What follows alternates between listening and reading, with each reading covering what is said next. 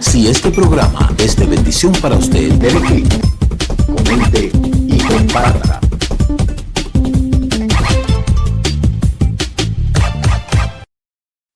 Sintonice todos los domingos de 11 de la mañana a 12 del mediodía nuestro programa radial Regresando a tus Raíces por la 88.7 La Voz de la Luz para todo el este de la República Dominicana y de 12 meridiano a 1 de la tarde por TV Luz Canal 17 de Aster, Canal 3 de Blue, Canal 22 de Activa para la zona costera, Canal 70 de Aster para la zona digitalizada. Un programa, 2 medios, radio y televisión, para seguir cumpliendo nuestra misión de llevar el mensaje de restauración. Recuerde, todos los domingos de 11 de la mañana a 12 meridiano y de 12 del meridiano a 1 de la tarde. Regresando a tus raíces por la 88.7 La Voz de la Luz y por TV Luz Canal 17 de Aster, Canal 3 de Bloom, Canal 22 de Activa para la zona costera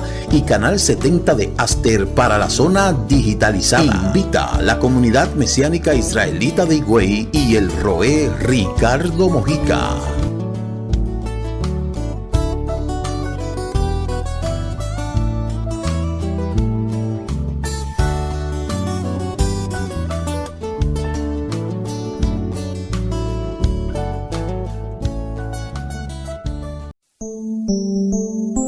Shabbat Shalom, Shabbat Shalom. Tengan todos un feliz Shabbat Shalom, Shabbat Shalom. Regocíjate en Adonai. Shabbat Shalom, Shabbat Shalom. Sean todos bienvenidos al inicio de la celebración del Shabbat y al comentario del estudio semanal de la Torá. El reposo lleno de paz que proveyó Adonai para su pueblo Israel.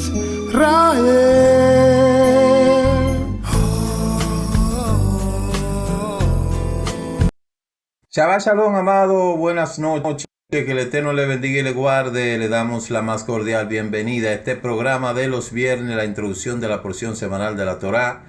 Quien les habla, su amigo y hermano en el Mesías, el Roé Ricardo Mojica. Somos el Ministerio Mesiánico Internacional, directo al corazón, anunciando la restauración de Israel y de todas las cosas. Declara la Escritura en el libro de Éxodo, Shemot 31:16, los hijos de Israel guardarán el Shabbat, cumpliendo con él de generación en generación, siendo este un pacto perpetuo, una señal entre el pueblo de Israel y yo, porque en 6 días Elohim creó los cielos y la tierra, y en el 7º día descansó. Este es el día que el Eterno nos ha dado, y desde que llega el jueves ya yo me estoy preparando. Mi mente se comienza a acomodar porque ya al día siguiente es el inicio del Shabbat.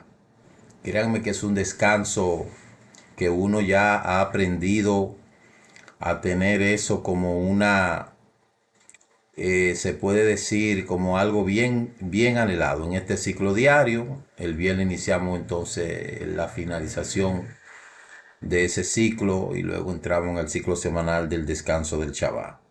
Shabbat Shalom a todas las naciones, todos nuestros hermanos y Am Israel Jai, para todos nuestros hermanos, todas las familias de la tierra, desde este lugar hacia todas partes, todas las naciones que cada semana estamos conectados en este su programa de los viernes. Este programa también se transmite por TV Luz, Canal 17 de Aster y una serie de canales enlazados los domingos de 12 a 1 del mediodía. Y por La Voz de la Luz de 11 de la mañana a 12 del mediodía.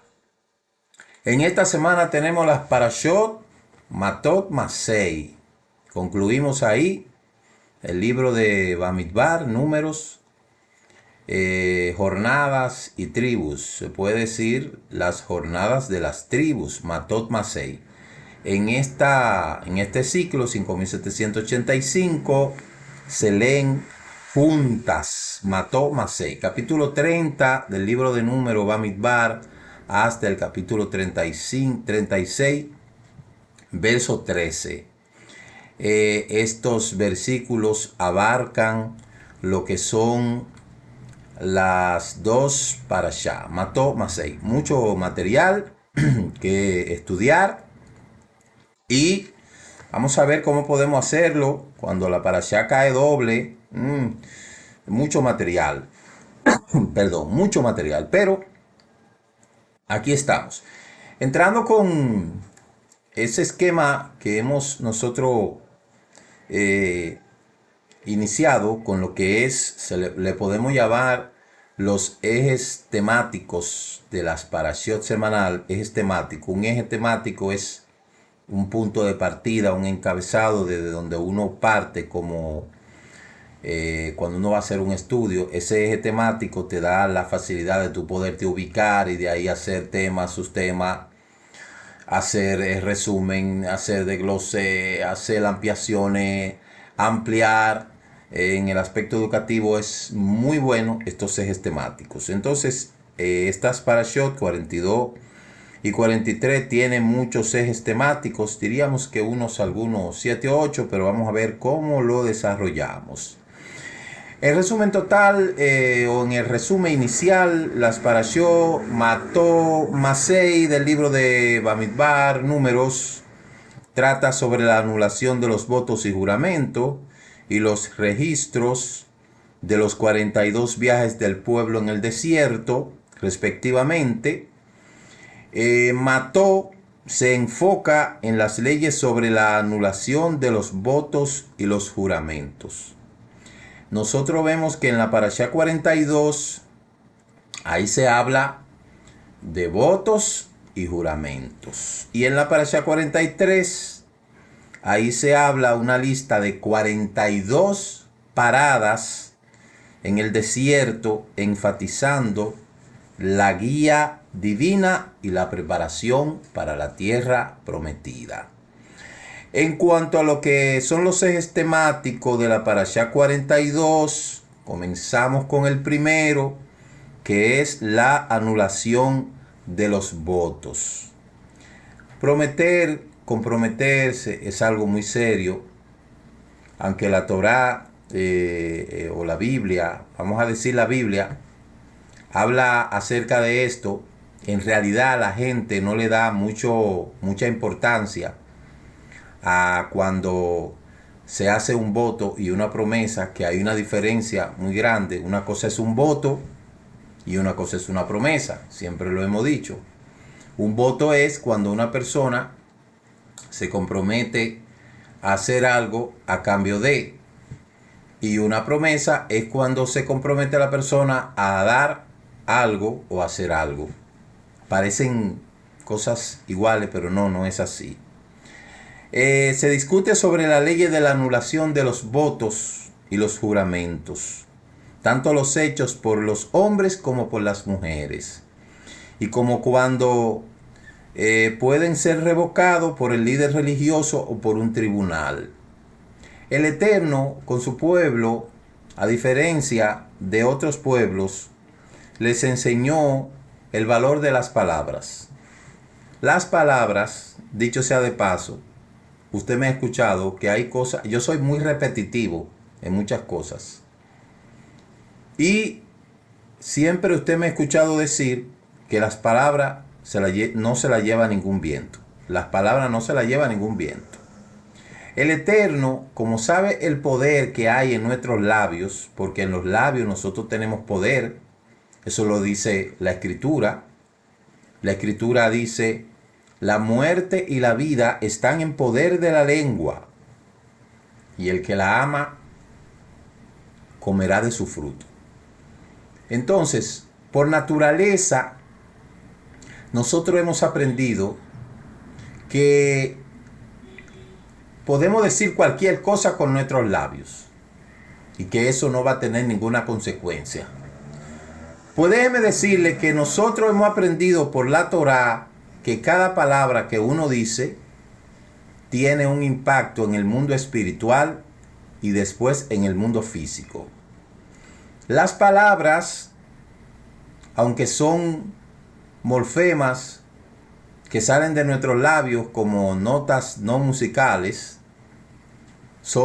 ahora mismo yo estoy hablando, usted no está mirando mis palabras, pero la está escuchando. Pero en el mundo espiritual, esas palabras están siendo escritas.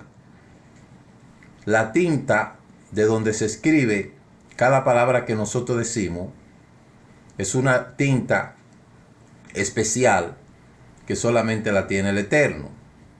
Y aunque usted no lo crea, todo lo que nosotros decimos queda asentado. Entonces, la Parashá Mató comienza diciendo: entonces Moshe habló a los jefes de las tribus de los hijos de Israel diciendo: esto es lo que el Eterno ha ordenado. O sea, esto no fue una idea de Moshe. Esto no fue algo que Moshe se inventó. Esto no fue algo que Moshe se le ocurrió, sino que fue algo que el Eterno ordenó. Y si fue el Eterno que ordenó, entonces hay que ponerle atención. Y ahí resalta la importancia de poder cumplir lo que se promete. Se le hace énfasis a los cabezas de tribu, llamados Nazir, y de ahí se extrapola a lo que son los padres. Los padres siempre tienen que tener cuidado cuando prometen algo, porque llevamos muchos años diciendo esto, que hay que cuidarse de estar prometiendo cosas a los hijos que nunca se va a cumplir. Yo, sin saber la magnitud de estas cosas, siempre me cuidé de nunca hacerle promesa a mis hijos o a mis hijas sobre las cuales yo tenía pleno conocimiento de que no se la iba a cumplir, porque entonces uno queda como mentiroso. Los padres muchas veces hablan mentira a sus hijos, sobre todo a sus hijos pequeños. A veces le prometen cosas para que haga tal cosa. Mira que si te bebe el jarabe te voy a llevar a tal sitio, que si te bebe el jarabe te voy a comprar tal cosa. Entonces el padre se acostumbra a eso y el niño muchas veces hace eso y lo deja pasar desapercibido, dependiendo la edad. Pero cuando ese niño va adquiriendo edad, que ya tiene unos 7 años, cuando usted le promete algo, y más en este tiempo que están tan despiertos, ese niño le va a decir a usted o esa niña: acuérdate que tú me prometiste tal cosa y tú no lo hiciste. Y muchas veces yo he escuchado a niños y niñas decirle a los padres: tú eres una mentirosa o tú eres un mentiroso. O sea, decirle al padre y la madre que es un mentiroso, que es una mentirosa, eso es un grave error. El niño en su inocencia solamente está reclamando algo que se le prometió y no cumplió. Entonces, no es que los padres no le puedan prometer a los hijos. El asunto estriba en prometer cosas que verdaderamente se vaya a cumplir. Y siempre yo le he prometido, o sea, yo le he advertido o le he aconsejado que cuando uno no tiene una cosa segura, uno no debe de comprometerse. Y cuando uno sabe que no va a cumplir con tal o cual cosa, tampoco debe de prometerlo. Ahora bien, cuando uno hace una promesa, muchas veces las circunstancias hacen que uno cambie por tal o cual razón. Y en ese caso hay que rectificar y hay que anular eso. Para el pueblo de Israel, ahí es donde entra el mandamiento del Eterno cuando le dice que si un hombre hace un voto al Eterno o hace un juramento para imponer una prohibición sobre su persona, no faltará a su palabra, hará conforme a todo lo que salga de su boca. Cuando dice que hará un voto o una prohibición sobre su persona, es decir, si una persona dice, porque no es lo mismo prometerle a alguien que prometerse a uno mismo. Si uno dice, yo prometo que voy a hacer, que voy a dejar, por ejemplo, tal cosa, una persona que tiene un vicio de fumar, de lo que sea, yo prometo que voy a dejar tal cosa, es sobre su propia vida, no está sobre la vida de otra persona, sobre su propia vida. Esa persona se comprometió a eso, tiene la obligación que cumplir con eso. Hay dos tipos de promesa. Existe voto y juramento. La palabra neder, eso es lo que significa voto, neder, un neder.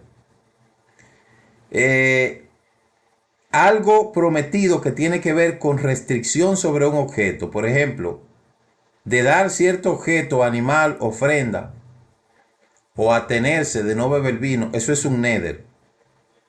Eso es un neder. Y la palabra que se traduce como juramento es shebua. Shebua tiene que ver con una restricción personal de no hacer cierta actividad permitida. Por ejemplo, me voy a pasar toda la noche de Shavuot sin dormir. Un ejemplo. Eso es un juramento. Entonces, una promesa es cuando se promete dar algo, ¿verdad? Y un juramento es cuando se promete no hacer algo. Entonces, ahí está la diferencia.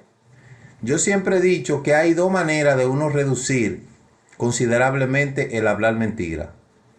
Primero, no prometer lo que usted sabe que no va a cumplir, ni tampoco jurar por nada. Por eso fue que el Mashiach dijo, no jure ni por el cielo ni por la tierra. En nuestra cultura, los juramentos lo tienen como un cliché. Dicen, te juro por mi madre, te juro por mis hijos, te juro por lo más sagrado. En fin, eso no se debe de andar haciendo. También viene el hecho de que si cualquiera persona se compromete con algo y no puede cumplir, llegando la fecha, debe de acercarse hacia la persona a quien prometió y decirle, mire, por una o por otra razón, por X, yo no voy a poder cumplirle. Y se deshace ese voto. Ahora, si usted se comprometió a algo, le voy a poner un ejemplo. Estoy poniéndole. Hay personas que dicen, yo no estoy trabajando y prometo que cuando el Eterno me dé un trabajo, el primer sueldo yo se lo voy a dar al Eterno. Un ejemplo fue que puse, ¿verdad? Llegó, el primer trabajo. Se le dio el primer trabajo. Cuando llega ese primer sueldo, parece que la persona no calculó bien sus asuntos y luego echa para atrás. Entonces, hasta ese punto está mal. Por eso la persona tiene que, antes de tomar una decisión, no tomarla bajo emoción. Porque por culpa de las tomas de decisiones bajo las emociones, hemos visto muchos errores que se han cometido en detrimento de la propia vida y de otra persona. Eso fue lo que le pasó a Yiftá. Yiftá lo hicieron encargado de lo que fue la ciudad o la nación. Iba a luchar contra unos enemigos y él dijo, si el Eterno hace que yo venza en esta batalla, la primera persona que venga a recibirme, se la dedicaré al Eterno. Se la dedicaré al Eterno.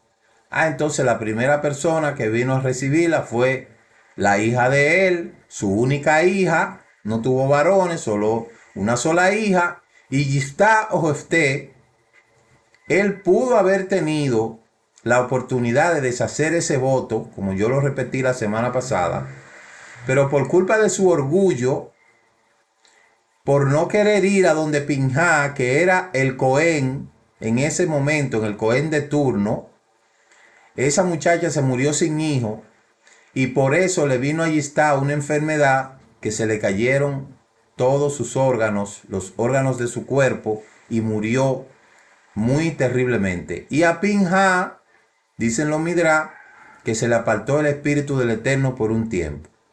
¿Por qué? Porque eso no se puede hacer. Por eso menciona 3 momentos recomendables para hacer promesa. Cuando uno tiene un hábito pecaminoso y desea arrepentirse de ello, haciendo una promesa, ¿verdad? Si hay una oportunidad de cumplir un mandamiento, uno puede declarar bajo juramento para cumplirlo y no perder la oportunidad. Y como nuestro padre Jacob hizo una promesa cuando estaba en apuro, en aflicción, así también se puede hacer esa promesa. Dice Deuteronomio 23:21, cuando hagas un voto al Eterno tu Elohim, no tardarás en pagarlo, porque el Eterno tu Elohim ciertamente te lo reclamará y será pecado en ti. Sin embargo, si te abstienes de hacer un voto, no sería pecado en ti. Lo que salga de tu labio, cuidará de cumplirlo, tal como voluntariamente has hecho tu voto al Eterno, lo cual has prometido con tu boca. Entonces, no se puede estar haciendo promesa bajo presión ni bajo emoción. Las cosas hay que analizarlas con calma, hay que sentarse, planificar para no estar quedando como mentiroso. Porque el Eterno dice que los mentirosos no habitarán junto a él. A veces la gente dice, pero eso es algo sencillo. No es tan sencillo como usted lo cree. Primera de Samuel 1 dice, e hizo voto y dijo, Elohim Sebaot, si tú te dignas de mirar la aflicción de tu sierva y te acuerdas de mí, no te olvidas de tu sierva, sino que me da un hijo a tu sierva, lo dedicaré al Eterno todos los días de su vida y nunca pasará navaja sobre su cabeza. Entonces Shemuel, esa promesa la hizo Ana, la mamá de Shemuel. Me parece que Shemuel le llegaban el cabello a los pies, porque imagínense una gente que le haga una promesa a la madre del Eterno de que no pasará navaja sobre su cabeza. Usted no se imagina el pelo largo que tenía este hombre. Bueno, porque eso fue lo que la mamá dijo y eso fue lo que la mamá hizo. A veces nosotros hemos aprendido mucho concerniente a esas promesas que la gente muchas veces hace. Yo principalmente he aprendido mucho a no confiar en promesas. Yo por naturaleza, por la experiencia, yo no ni hago planes con promesa, ni tampoco cuento con promesa. Porque ya uno por la experiencia ha tenido tanta gente que se ha comprometido para tal cosa y tal cosa.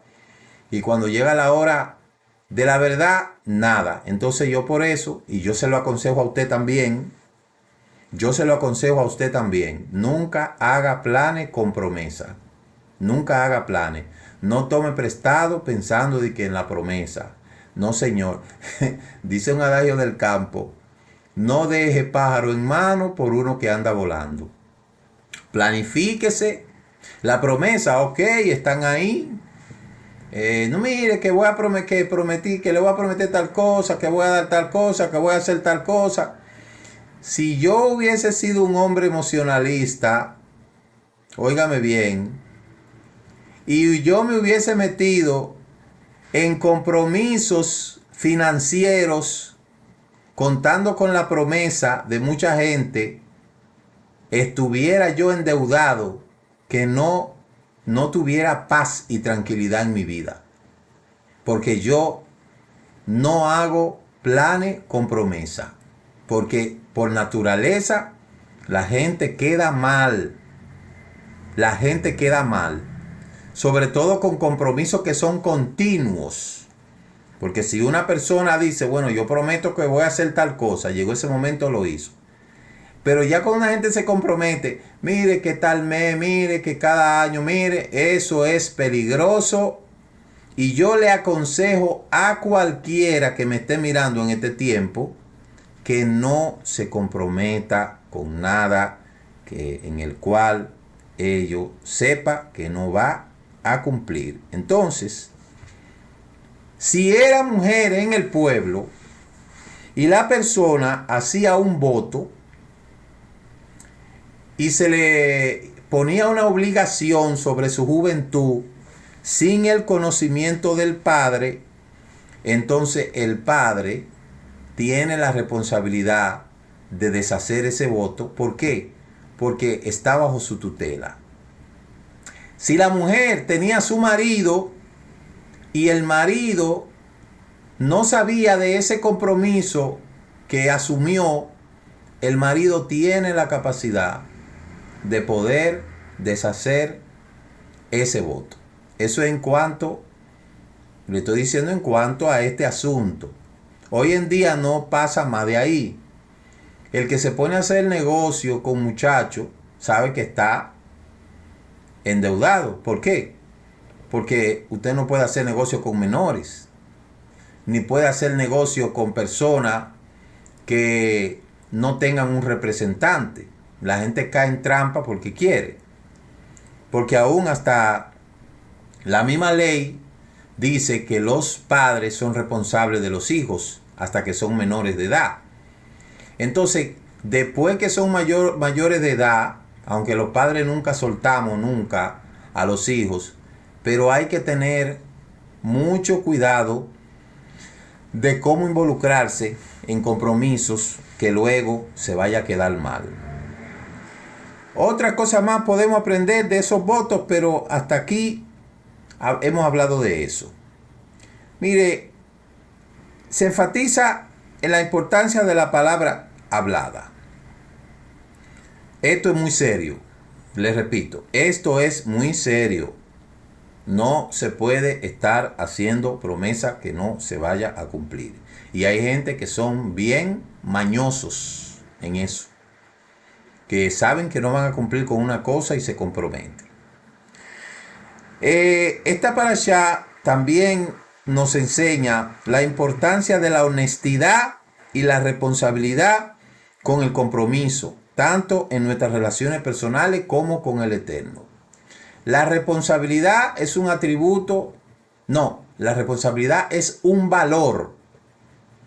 Dentro de los valores personales, la responsabilidad es uno de los fundamentales. La persona tiene que ser responsable. Y eso se cultiva desde niño. El niño usted tiene que enseñarlo a ser responsable. ¿Y qué es la responsabilidad? Asumir las consecuencias o reconocer las consecuencias de sus decisiones y de sus compromisos. Los niños aprenden mucho de los padres. Por eso los niños aprenden a mentir mirando la actitud de los padres. Los padres deben de enseñar a los hijos a ser responsables. ¿Quién tiró eso ahí? ¿Quién lanzó ese papel ahí? El niño dice, yo no fui, pero fue él. Hay que enseñar a los niños a reconocer las faltas y ser responsables. El adulto le cuesta más, porque hay gente que ni agarrándolo ahí en infraganti, la gente reconoce su error. Porque hay mucha deshonestidad y falta de responsabilidad. Y a la hora de las consecuencias, nadie se quiere hacer responsable de sus actos.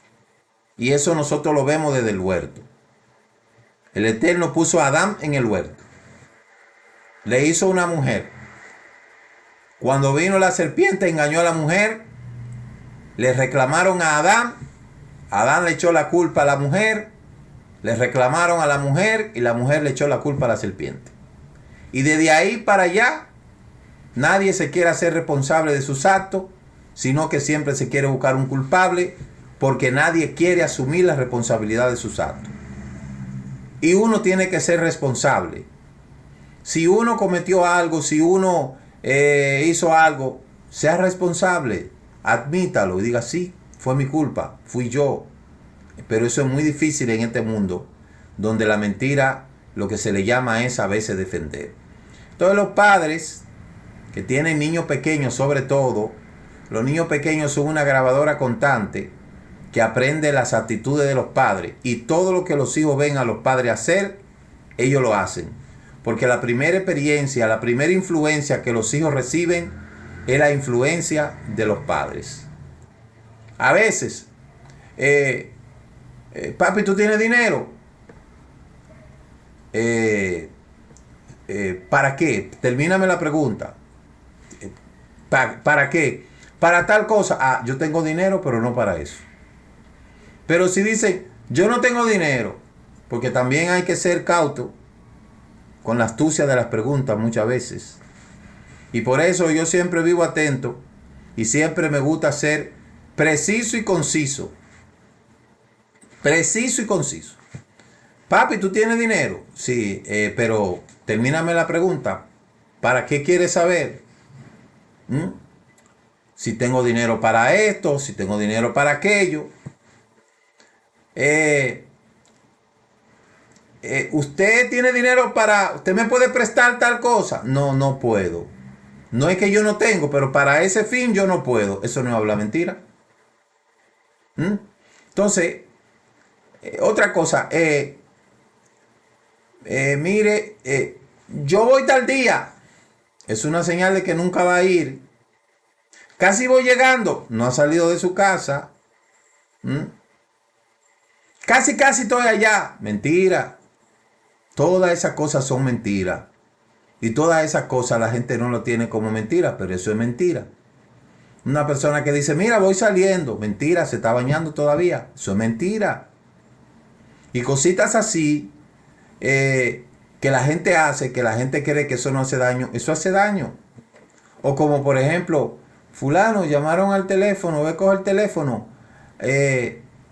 Va al niño, coge el teléfono. ¿Tu papá está ahí? Él me dijo que él no está aquí. El niño inocente que no entiende. Entonces, cosas así, señores. Yo creo que lo más recomendable es decir la verdad. Ahora, si a veces usted no quiere responder, no quiero responder eso. Y ya, si usted no quiere responder eso, usted no tiene por qué, nadie lo va a obligar a responder una cosa.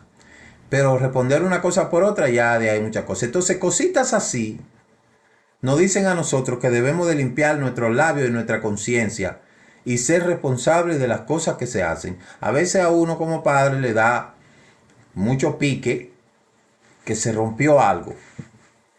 Y habemos solamente 3 en la casa. Ay, nadie fue. ¿Cómo que nadie fue? Fuiste tú, no. Fuiste tú, no. Fuiste tú, no. O que se perdió algo. Nadie fue. No, pero que si solamente hay 3 gente en la casa, ¿fue uno de los 3 que lo hizo? Si solamente hay 3 personas en el espacio, solamente que se pierde algo en el trabajo y solamente hay 4 personas, uno de esos 4 tiene que saber. Y sobre todo si son ellos que nada más frecuentan ese lugar. Entonces, cositas así es que a la gente le cuesta mucho asumir su responsabilidad. A veces lanzan desperdicio a las calles, lanzan las cosas allí. Y si no es una cámara que está mirándolo ahí, dicen que no, se deniegan. Hay gente que hasta mirándolo la cámara dicen que no, que ese no es él, que se parece, porque hay gente terrible. Entonces, señores, hay que ser responsables. La lección de la vida diaria nos enseña la importancia de la honestidad. Hay que ser honesto, hay que ser responsable. Y nosotros tenemos que entender que no es para complacer a tal o cual persona, sino nuestra relación con el Eterno. Esta paracha Mató también habla de lo que es la venganza que los hijos de Israel hicieron contra los midianitas. De ahí habla de lo que es el botín que tomaron, y ese botín que ellos tomaron, fueron y tomaron de eso y hicieron expiación por su vida. Donaron esas cosas materiales por expiación de ellos mismos. Ahí decíamos ayer que de ahí el paganismo tomó las indulgencias donde quieren hacer expiación por los muertos. Por los muertos no se hace expiación. Cuando una persona muere ya falleció. Eso de andar haciendo de que misa, rosario por personas que tienen años y años fallecidos, eso no sirve. Como tampoco ir a rezarle a la tumba de un muerto, eso tampoco sirve. Cuando yo fui allá a Cuba, a Palma Soriano, al cementerio judío que está allá en Palma Soriano, llegué y me dicen, oh, ¿y usted no va a ir a la tumba del rabino, que fue la primera persona que murió y lo sepultaron ahí? ¿Usted no va a ir allá a rezarle al rabino que sepultaron ahí? Dijo, no, pero ese señor ni me conoce a mí. ¿A qué voy a ir yo a hablarle, a rezarle a un muerto si ese señor ni me conoce a mí? Entonces, aquellos que les gusta estar yendo a rezarle, a hablar con los muertos, ¿para qué usted va a hablar con los muertos si su eterno es vivo? ¿Para qué necesitamos? ¿Para qué teniendo un Elohim vivo vamos a ir a hablar con un ser que está muerto? ¿Por qué si yo tengo acceso al jefe, para que yo voy a estar hablando de que con secretario? Usted nada más tiene que ver el famoso rosario. Santa María, Madre de Dios, ruega por nosotros los pecadores. Pero dígame usted, ¿dónde está María? ¿Y quién le dijo que ella es la Madre de Dios, como dice? Entonces, yo conociendo al Eterno, voy a hablar de que con secretario. No, yo no hablo con secretario, yo voy directamente y hablo con el jefe. Con el jefe me voy derechito y hablo con el jefe. Si usted tiene el acceso al jefe, ¿para qué te va a estar hablando de que con secretario, con peones? No, vaya, hable con el jefe. Y por eso es que mucha gente no les responden sus plegarias, ni sus rezos, ni sus oraciones, porque están hablando con secretarios. Secretarios que están muertos. Es como que usted está hablándole a una oficina donde hay una persona, como hacen los bancos que tienen en autocaja, usted está mirando, hablando con una persona por un micrófono, la persona está del otro lado. En este caso, cuando se habla con cosas así, con rezo está hablando con gente que no están ni ahí, porque dice la escritura que no llora al muerto ni del te conduela. Entonces eso es una bobería ir de que a una tumba, de que a hablar con un muerto, a pedirle a huesos que están ahí en esa tumba. Eso es huesos secos que hay ahí. Y muchas veces no hay ni nada ahí porque eso se ha deshecho con el polvo. Entonces, ¿a quién le vamos a ir a rezar? ¿Para qué hay que ir a rezarle a muerto? Dígame, ¿qué sentido tiene eso? ¿Dónde dice la escritura que nosotros tenemos que ir a rezarle a muertos y hablar con muertos? Eso es totalmente opuesto a la Torá. Entonces, la misma escritura advierte que no se debe rezar a los muertos. Asimismo dice la escritura. Dice la escritura que no se debe rezar a los muertos. Es la Torá que lo dice. Eso lo prohíbe la escritura. El mismo libro de Macabeo 2:46 dice, este libro dice que no se debe hacer eso. Y en toda la escritura hay muchísimos versículos donde dice que no se debe rezar ni orar a los difuntos. No lloréis al muerto, ni de él os consoláis. No consultarás a los muertos. Dice la escritura en muchas partes, lo dice la escritura. 18:11 de Deuteronomio. No se debe hacer eso. ¿Por qué? Porque ¿qué puede hacer un muerto por un vivo? Dígame usted. ¿Qué puede hacer un muerto por un vivo? Entonces ahí nosotros concluimos con este asunto. No se debe hacer ese tipo de cosas. Por eso esta parashá Mató habla de estas cosas que son de la vida diaria. no se debe bajo ningún concepto violar lo que dice la Escritura. En cuanto a la Parashá Masei, habla de los 42 viajes que el pueblo de Israel desarrolló durante toda su trayectoria en el desierto, desde la salida de Egipto hasta la llegada a la llanura de Moab, cerca de la tierra prometida. Como todos ustedes saben, todos estos problemas que provocó los moabitas y los midianitas para impedir que Israel atravesara su tierra, todo esto trajo como consecuencia que mucha gente muriera por su desobediencia. El Eterno tomó venganza sobre sus enemigos, sobre Balá y los 5 reyes de Moab, de Midian. Y luego ahí donde vienen los utensilios de la purificación, la cacherización y todo eso que estuvimos hablando ayer. En esa paracha usted puede ver la cacherización.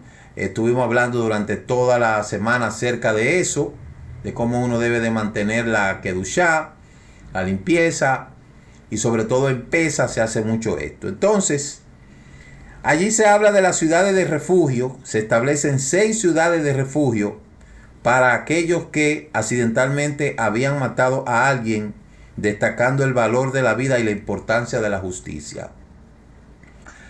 Hay veces que por accidente una persona mata a otra accidentalmente. Esa persona debía de ser resguardada para que sus familiares no lo encuentren y lo asesinen o tomen venganza. Entonces esa persona se iba a la ciudad de refugio y habitaba en ese lugar hasta que el Cohen de turno vivía. Esto es una manera de tener misericordia sobre aquellos que han cometido error.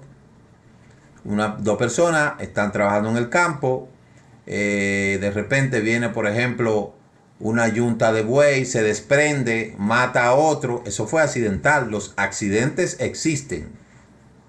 Los accidentes tienen su nombre. Entonces, para una persona que haya cometido un accidente, un asesinato o una muerte accidental, ahí estaba la ciudad de refugio. Mas no si ese crimen fue planificado. Mas no si ese crimen fue hecho con alevosía y premeditación. Así no. La persona tenía que, si era cometido con alevosía, con prevaricación y alevosía, con planificación, esa persona tenía que ser condenada. Y por naturaleza se le daba muerte. Pero una persona que accidentalmente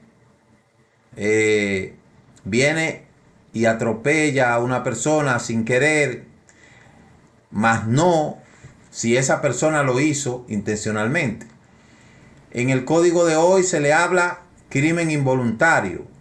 Una persona que va embriagada, como lo hemos visto, choca a alguien y luego muchas veces lo deja tirado.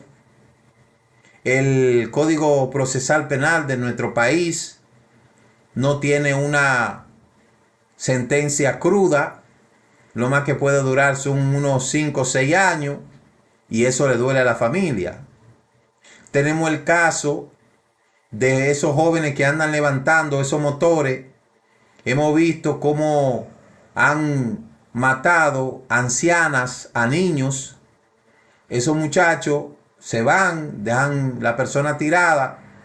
Cuando lo logran apresar, sucede que el Código Penal, eso es una muerte involuntaria.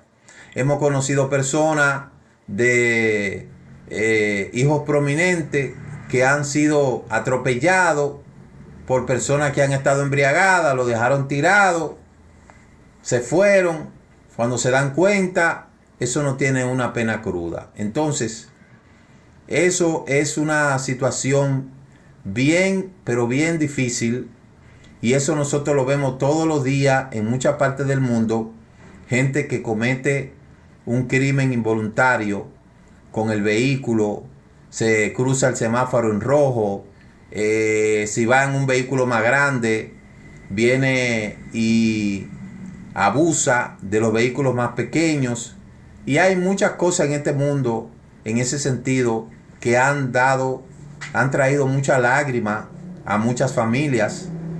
Pues la mayoría de las veces esto termina en venganza, esto termina en tragedia, porque no hay una pena que sea cruda para estas cosas.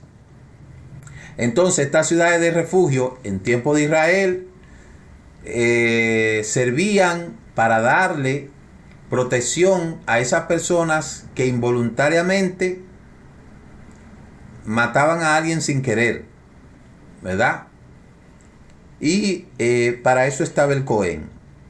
Esta paracha también habla un recuerdo de los viajes como una señal de la trayectoria y cómo la decisión de salir de Egipto está basado en decisión y en una experiencia. El salir de Egipto y caminar por todas esas jornadas son una experiencia vivida. Eso nosotros no lo podemos alejar mucho de nuestra propia vida. Nosotros, en un sentido figurado, hemos salido de Egipto, tomamos la decisión de salir de Egipto, llámese del sistema religioso donde nosotros vivíamos, donde nosotros estábamos, y hemos caminado tantas jornadas que no son 42, son muchísimas. Y cada paso es una experiencia que nosotros hemos adquirido hasta poder llegar aquí en donde estamos hoy. Siempre yo digo que la vida es la mejor escuela y la maestra y la experiencia la mejor maestra. La vida te va a repetir las lecciones todos los días, repetir la experiencia lo decides tú. Pero uno va madurando. Cuando uno hace memoria de los días que uno comenzó a anunciar las raíces hebreas de nuestra fe, y uno se mira ahora y uno puede hacer una línea de tiempo desde que nosotros comenzamos hasta ahora, desde cuando estaba el muchachito joven, sin barba, con ese mensaje estridente. Las circunstancias que estábamos viviendo no eran la misma. Estábamos bajo presión, bajo ataque, un ataque constante. En esos inicios fuimos atacados fuertemente por otra razón. Pero vemos que a medida en que íbamos pasando el tiempo, pues las cosas se comenzaron a organizar. Y hasta el día de hoy, usted puede ver cómo ya 17 años no es la misma personalidad, no es la misma madurez. Tenemos otro tipo de madurez. Tenemos un enfoque en lo que estamos haciendo consistente, ya más, se puede decir, más consciente de lo que estamos haciendo, y todo eso es gracias a la jornada. En estos días yo pensaba o meditaba con ese trajinar que nosotros hemos pasado y todas esas oposiciones que tuvimos. Parece mentira, pero todos aquellos que en ese momento le hicieron todo ese tipo de contraria a uno, todos recibieron su merecido. En un sentido, no en una forma de venganza, sino que la propia experiencia le dio el convencimiento de que nosotros no estábamos jugando con esto y que esto no me lo inventé yo. Y cada cual vio el fruto de sus obras, porque así es la vida. Los asiáticos le llaman el karma.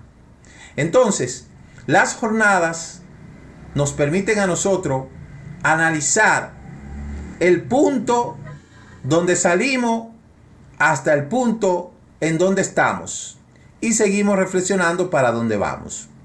Hay muchas frases que yo siempre mencionaba, como: yo sé quién me llamó, a qué me llamó, cómo me llamó.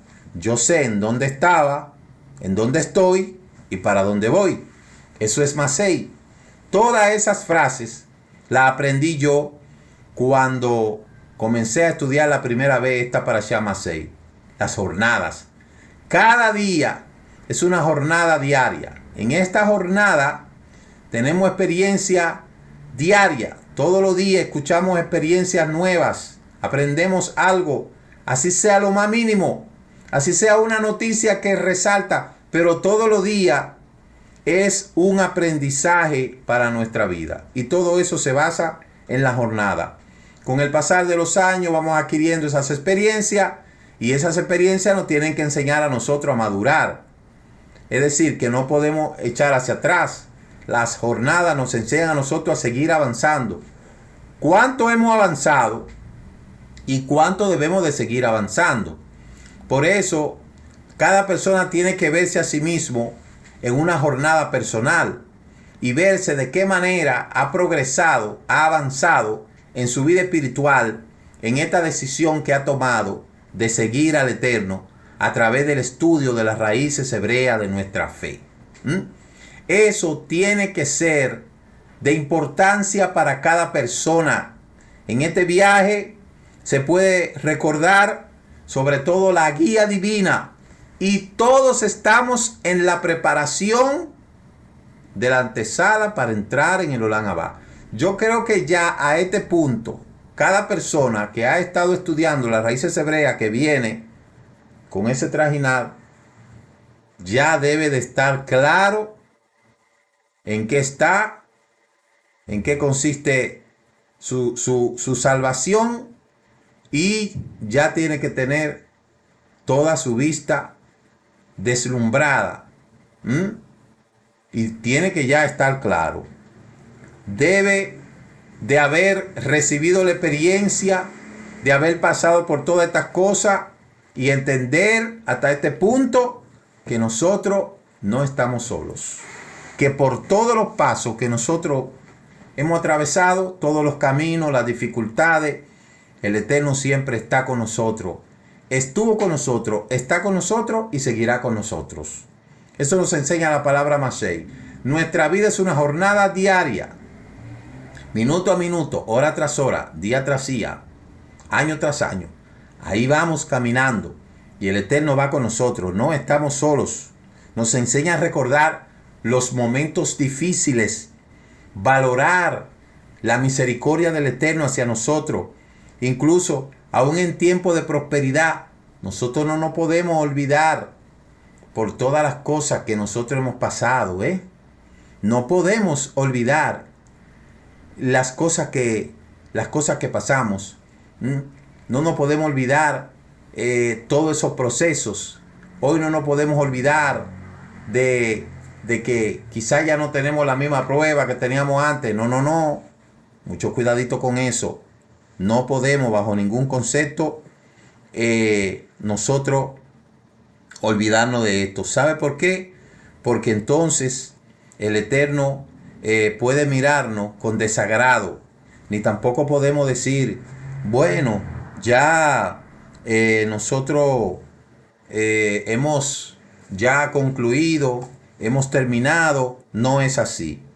En esta parashá Masei es como un recuento de todas esas experiencias, de cómo el Eterno sacó al pueblo de Egipto, lo guió con mano dura, los probó lo que había en su corazón, luego destruyó a sus enemigos, destruyó los dioses falsos. Es decir, toda la maravilla que el pueblo vio fue durante la jornada. Y por eso le hizo entender que somos peregrinos. El peregrino nunca debe de detenerse. El peregrino tiene que seguir caminando. El peregrino que intente estacionarse en un sitio puede perderlo todo. No somos gente de estacionarnos, a menos que el Eterno nos diga. Por eso tenemos que tener discernimiento de que cuando el Eterno para, nosotros paramos. El Eterno avanza, nosotros avanzamos. Porque así tiene que ser. Por eso se dice que partieron desde Ramsés el día 15 del mes primero. Los hijos de Israel marcharon con mano poderosa a la vista de los egipcios. El 15 de Abí salieron en Pesa, atravesaron todo eso y ahí están todas esas jornadas que el Eterno le dice. En una de las partes, la parashá Masei dice que expulsarán a los habitantes de la tierra delante de ustedes y destruirán todas sus piedras grabadas. Aquí le da la instrucción de que deben de cuidarse, de no asumir esa costumbre de los que estaban ahí. Y les advierte a tener mucho cuidado de no aprender esas culturas paganas. Allí se hace una redistribución de las tierras que al atravesar el Jardín serán establecidas, y le da una instrucción de todas las ciudades que se le va a dar a los levitas para las ciudades de refugio. Allí se le da el protocolo de cómo va a ser, y el Eterno reafirma a las hijas de Zelofá acerca de cómo deben de adquirir su herencia, tomando en cuenta de que no deben de casarse con personas que no sean de otro lugar, sino que sean del pueblo. En conclusión, mis amados hermanos, estas dos parashá son una antesala, una preparación para que el pueblo entre a la tierra prometida. Todos los años la estudiamos y todos los años la visualizamos. Y todos los años tenemos que estudiarla como si estuviéramos nosotros en estas jornadas, evaluándonos para subir al siguiente nivel. Dejando atrás todas esas cosas, dejando atrás esas pruebas, esas dificultades, esos avatares de la vida. Yo creo que cada conclusión de cada ciclo hay que reflexionar sobre cómo nosotros hemos aprendido, en cómo está nuestra vida, si ha avanzado, si se ha estancado. Estoy hablando espiritualmente, de cómo cada estudio que uno ve y que uno escucha cada día, cada semana, pueda ayudar a uno a seguir creciendo en esta jornada, que no sea un desperdicio de tiempo, que no sea algo que simplemente estamos haciendo por hacerlo, sino que sea algo que verdaderamente nos está a nosotros impulsando hacia la madurez, hacia la preparación, hacia la sapiencia, la sabiduría, para nosotros poder seguir cumpliendo con el propósito del Eterno. Mire, después que uno aprende cuáles son los compromisos que uno como creyente tiene que hacer día tras día, semanal, mensual, anual, es fácil servir al Eterno. Todo es cuestión de aprenderse esa dinámica. Todo inicia con el día. Y eso es lo que se conoce como la madurez. Y cada día es un ejercicio que nosotros tenemos que hacer. Eso es como cuando vamos al gimnasio todos los días. O cuando como hacemos deporte todos los días. A veces uno se toma su descansito. Pero aquí en la fe uno no se puede tomar descanso. Uno tiene que, a la manera que ejercita el cuerpo, ejercitar el espíritu también, ejercitar el alma. Y seguir avanzando, porque nosotros no somos de los que nos detenemos. De modo que al concluir estas jornadas, nosotros analizamos por todas las cosas que hemos pasado y siempre hemos visto la mano del Eterno. Oiga, el Eterno es bueno. El Eterno nunca nos va a abandonar. El Eterno siempre va con nosotros. Y eso es algo que debemos de enseñárselo a las generaciones que nos van a relevar. Nuestros hijos, nuestras hijas tienen que aprender a tener fe. Y esa parashá Mató y Masei se leen para eso. Léanla a los jóvenes, que la lean. Porque mañana se tendrán que enfrentar con vicisitudes que quizá nosotros no nos hemos enfrentado. Nosotros fuimos probados según nuestro tiempo, nuestro elemento, nuestra circunstancia. Pero para ustedes, que es la generación del relevo, tendrán que afrontar sus propios desafíos, vencer sus propios gigantes, etcétera, etcétera, etcétera. Y por eso es que cada semana nosotros tenemos que nutrirnos, llenarnos de todas estas cosas y fortalecer nuestra fe, nuestra emuná, para cuando llegue el momento de la prueba, que no flaqueamos, que no vayamos a deslizarnos, que no vayamos a reprobar esas cosas. El Eterno es nuestro Elohim y Él está con nosotros. Y no importa por los procesos que nosotros tengamos que pasar, Él siempre estará con nosotros. Es mejor pasar los procesos con el Eterno que pasarlos sin Él. Entonces es un reto que el Eterno nos hace al concluir el libro de Bamidbar y el poder seguir siendo contado de lo que todavía estamos vivos, de lo que no nos picó la serpiente, de lo que no nos tragó la tierra, de lo que no nos dejamos arrastrar por los ídolos de las naciones, lo que no nos dejamos arrastrar por la Lashon Hará. ¿Se acuerda la Parashá 37?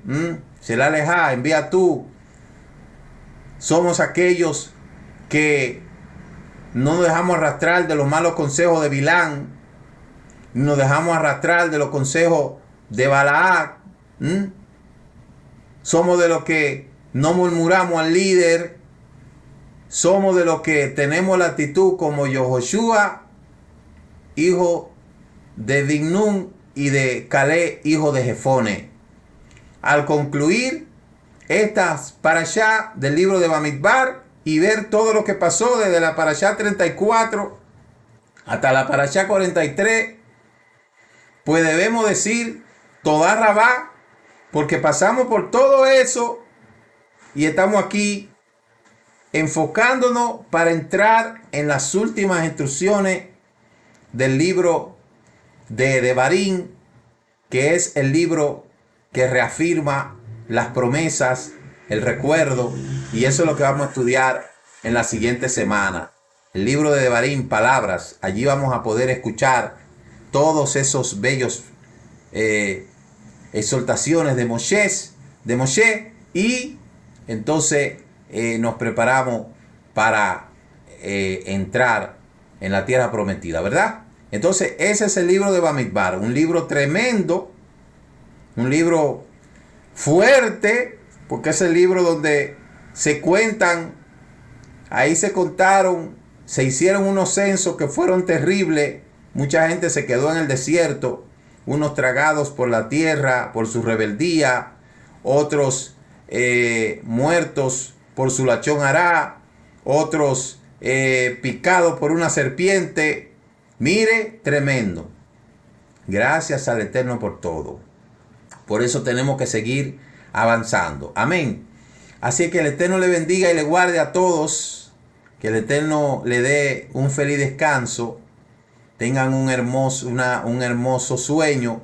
Y nos veremos mañana con lo que es el estudio de estas dos Haftará, que serán de mucha ayuda para nosotros. Amén. Shalom, shalom, y hasta la próxima. Shabbat shalom, Shabbat shalom. Tengan todos un feliz. Muchas gracias por habernos acompañado en este inicio de la celebración del Shabbat y el comentario del estudio semanal de la Torá. Les esperamos mañana a las 10 a.m. en el servicio virtual de las naciones. Recuerde suscribirse a este canal Raíces Hebrea de la Fe y comparta con otros esta bendición. Shabbat Shalom. Dicen nuestros sabios, es más lo que ha hecho el Shabbat por Israel que lo que Israel ha hecho por el Shabbat. El Shabbat nos ha preservado como pueblo. Es un día que dedicamos a Adonai y aprendemos de su Torah.